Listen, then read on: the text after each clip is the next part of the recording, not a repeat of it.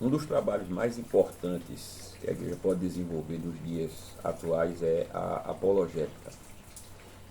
E a apologética é a defesa da fé cristã. A apologética cristã tem a ver com a defesa do pensamento, da essência, da espiritualidade cristã. Né?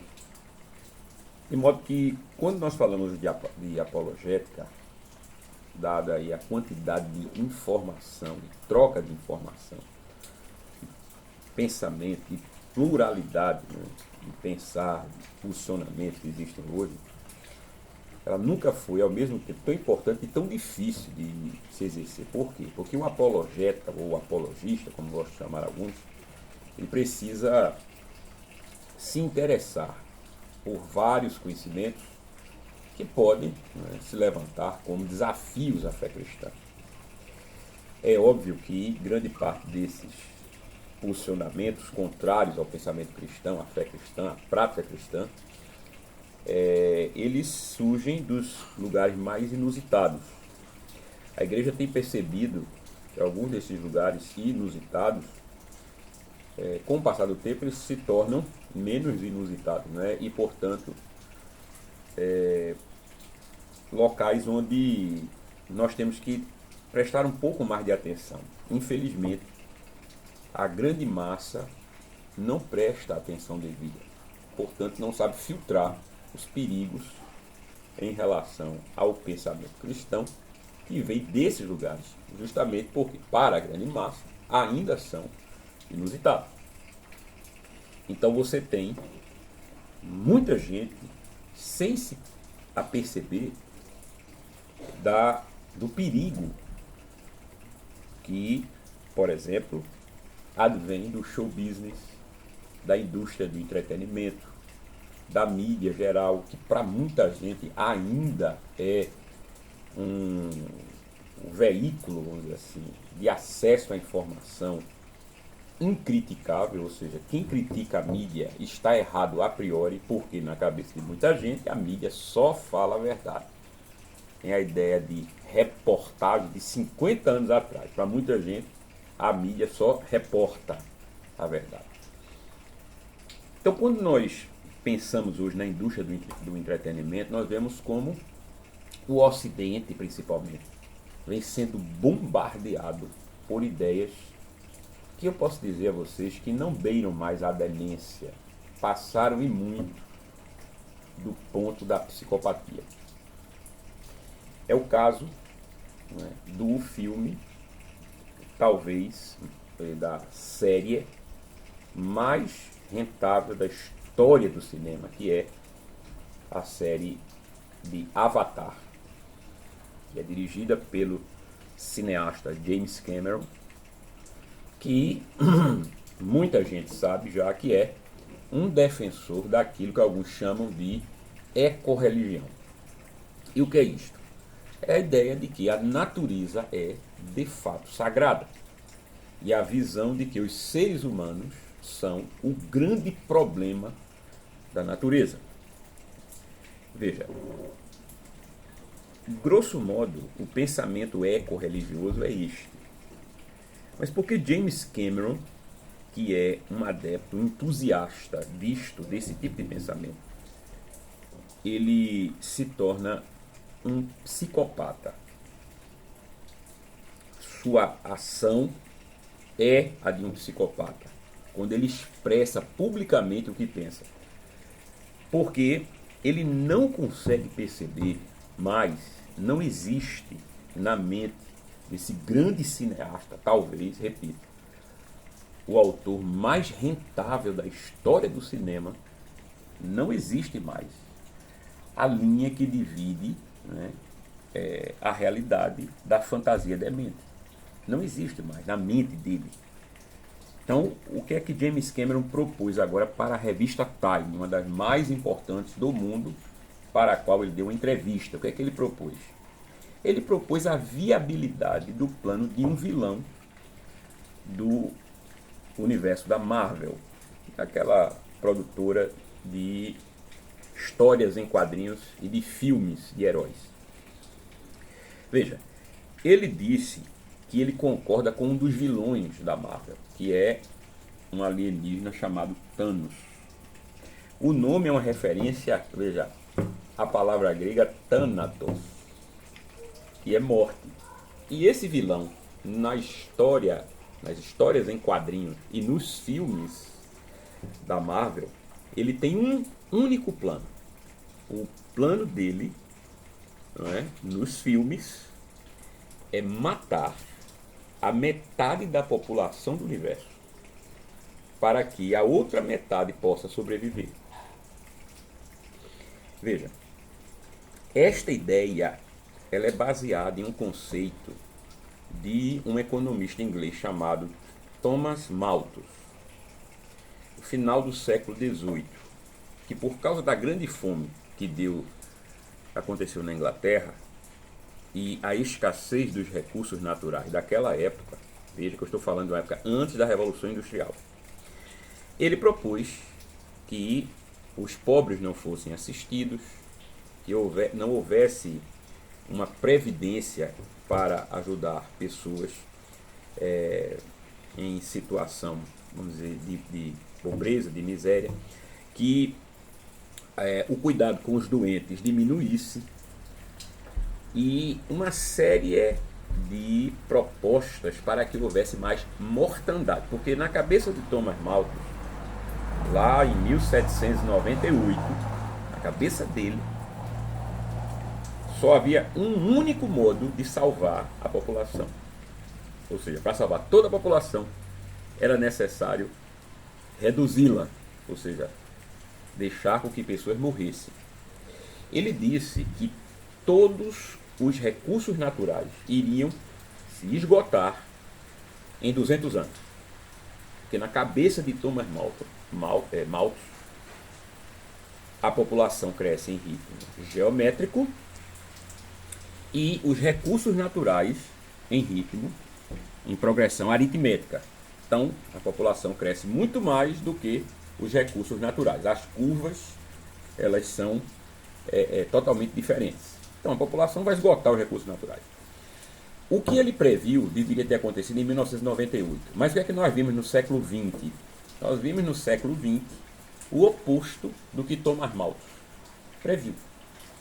Com o advento das revoluções industriais, e nós estamos na quarta revolução industrial, veja, com o advento das revoluções industriais, nós hoje produzimos alimentos em excesso.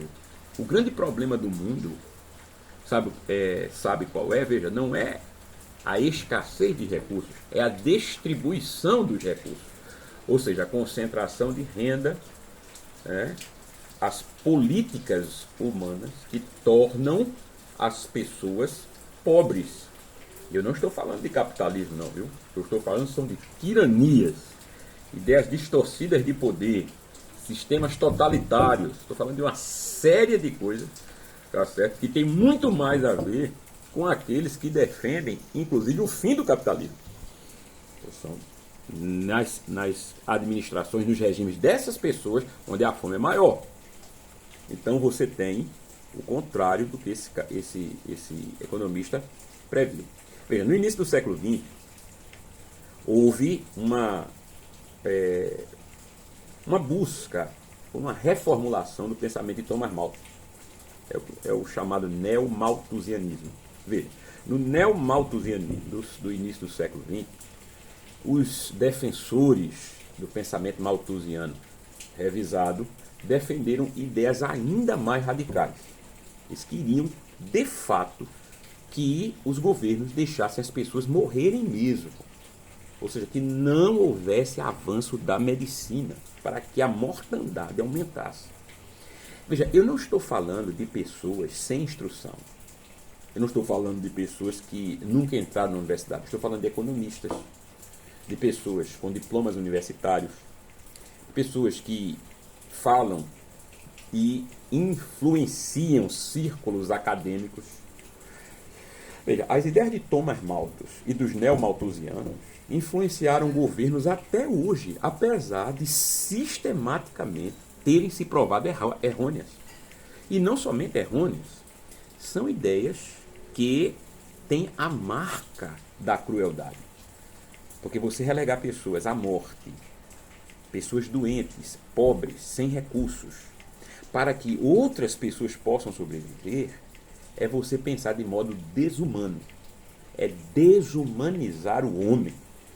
Então não há o que salvar numa condição como essa. Não há nem por que salvar. Né? Nós tentamos salvar a humanidade e não a desumanidade.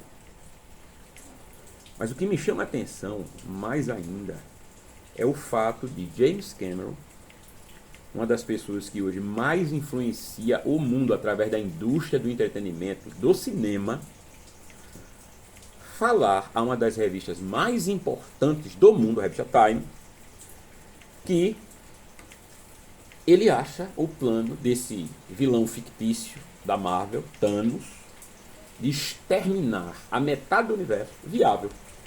E mais, nessa entrevista ele disse que o único problema é porque as pessoas não se voluntariariam para serem mortas. Vejam só que coisa, quer dizer, para James Cameron, um grande cineasta, visionário, alguém que fez filmes que ultrapassam $1 bilhão de bilheteria mundial, para um sujeito desses, o que é problemático é porque as pessoas não vão se voluntariar para morrer, para que a outra metade, na cabeça dele, possa sobreviver. E aí o que é que ele sugere com isto? Ou seja, o que é que ele diz sem dizer? Que é uma técnica, viu, de quem fala muito, discursa muito. E ele é um homem que fala muito, ele tem que dar muitas entrevistas, tem que falar com muita gente, tem que convencer muitos acionistas, produtores, etc. Qual é uma técnica que se observa nesse discurso de James Cameron? É o fato de que ele está propondo, então, que essas pessoas que sejam eleitas, vamos dizer assim, para morrer, elas não se voluntariem, elas sejam voluntariadas, ou seja, que haja um voluntariado forçado para que essas pessoas morram. E aí eu pergunto a você, meu querido, minha querida, você consegue conceber algo mais nefasto, mais dantesco do que a apologia, a defesa do genocídio, de modo, para usar a expressão da atualidade, que mais se usa hoje nas redes sociais, de modo legal? Ou seja, é legal, chegamos nesse ponto, de defender um genocídio da metade da população mundial e ainda assim sermos aplaudidos. Quando eu falo isto, e quando eu dedico tempo a isto, eu chamo a sua atenção, e eu não estou falando agora só para cristãos, eu estou falando para qualquer pessoa de bom senso mínimo. Quando você ouve uma coisa dessas, você analisa um pouco, quando você para um pouco e reflete sobre o que está acontecendo no Ocidente, de fato, eu vou usar uma expressão que os eco-religiosos gostam de usar, a terra geme. Mas ela não está gemendo por causa de maremotos, ela não está gemendo através de tufões, furacões, terremotos ou vulcões. Ela está gemendo por causa do pensamento humano que conseguiu o feito de se observar como o câncer do planeta. Então, para o ser humano, um ser humano como James Cameron, a única saída da Terra é o extermínio da própria humanidade. Não há na cabeça de uma pessoa dessas educação, produção e aumento de recursos. Não há na mente de um homem desse meios de fazer com que nós usemos melhor os recursos. Não há na cabeça de James Cameron a possibilidade, a viabilidade de governos trabalharem melhor os seus recursos para que haja uma distribuição de renda mais equitativa, para que as pessoas elas possam produzir mais e mais conscientemente, e assim a humanidade ela possa se expandir para além das fronteiras deste planeta, que é o pensamento de qualquer pessoa razoável no início do século XXI. Não. Na cabeça de um homem visionário, de alguém que nos filmes projeta mundos fantásticos, que é defensor nos filmes de uma tecnologia que venha para ajudar o ser humano e que desenvolve a humanidade, ajuda a desenvolver a humanidade, de fato, na vida real, este homem defende o genocídio como o único meio de salvar a população mundial e é aplaudido por isso. O que eu tenho para dizer para todos aqueles que são minimamente razoáveis é que nós chegamos em uma encruzilhada existencial muito forte nesse momento no nosso planeta. Quando passamos a aplaudir genocidas declarados, sob a desculpa de que os seus motivos são justificáveis, nós, de modo despercebido, aplaudimos a nossa própria desumanidade.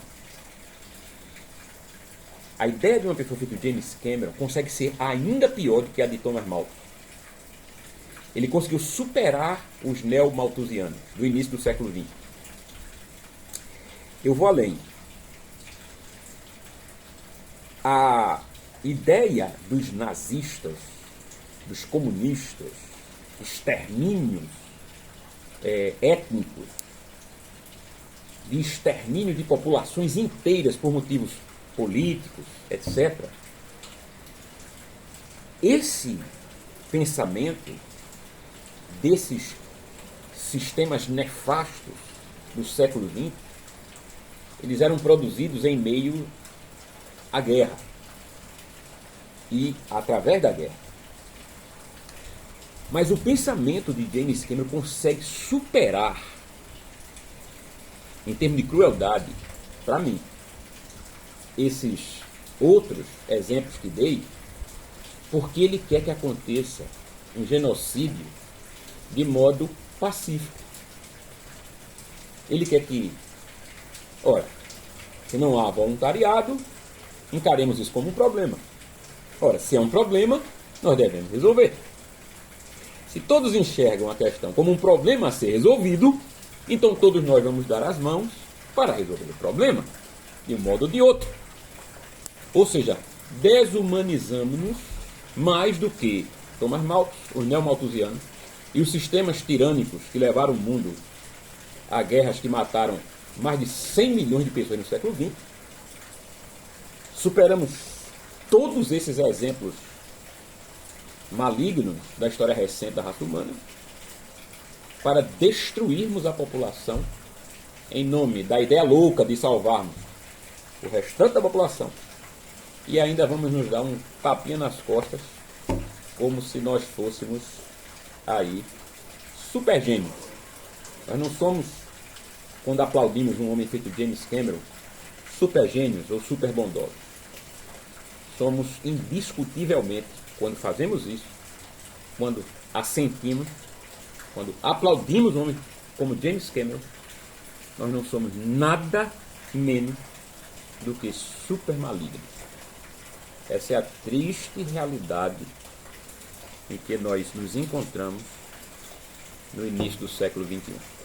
Esse vídeo fica como registro, né, de até que ponto descemos. E para as gerações futuras, imediatamente adiante de nós, elas possam saber que existe resistência, sim, nesse período, a essa loucura generalizada que tomou conta da maioria do mundo, né? Lembrando que isso também se deu e se dá porque o homem, do início do século XXI, tornou-se antideus, anticristão. Em nome desse materialismo distorcido, esse materialismo místico, que junta elementos do paganismo antigo e da rebeldia do homem contra Deus, nós vemos o surgimento de um sistema que tem todas as ferramentas para se tornar o mais cruel de toda a história. Que os cristãos possam despertar nesse momento, parar um pouco de fingir que está tudo bem. E que com palavras adocicadas nós vamos mudar a realidade do mundo. Não vamos. Se nós não entendermos que a tarefa da apologia, da defesa da fé, também significa ocasionalmente denunciarmos veementemente, apontarmos o erro, falarmos do abismo que se apresenta diante de nós, para as pessoas não incorrerem de cair nesse abismo, nós estaremos sendo, no mínimo, coniventes com toda essa mazela, essa desgraça que está acontecendo hoje, na atualidade. Que o Senhor Deus tenha muita misericórdia de nós. Nós busquemos trazer um pouco de lucidez a essas mentes interbajuladoras, viu? E aplaudem cada vez mais entusiasticamente uns aos outros por ideias dementes, como a de James Cameron.